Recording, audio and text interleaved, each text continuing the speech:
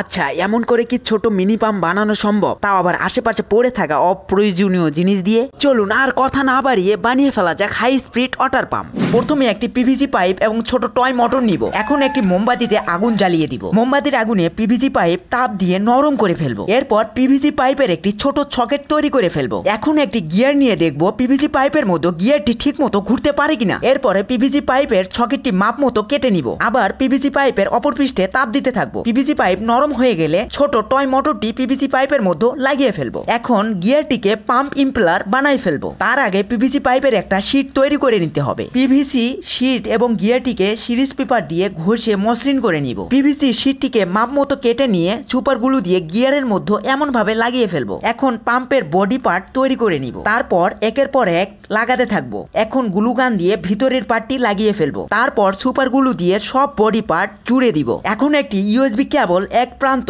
মোটরের সাথে কানেক্ট করে নিব। সবকিছু হয়ে যাওয়ার পর চিকন নলের মাথায় টেপ পেঁচিয়ে দিব, যেন বাতাস লিক হয়ে পাম্পের ভিতরে না ঢুকতে পারে। চলুন এখন পাম্পটি চালিয়ে দেখা যাক। আমি মোটরটিকে পাওয়ার দিয়েছি মোবাইলের অ্যাডাপ্টারের মাধ্যমে।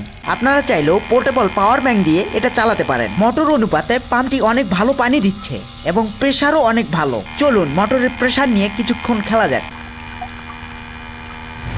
সুন্দর প্রেসার।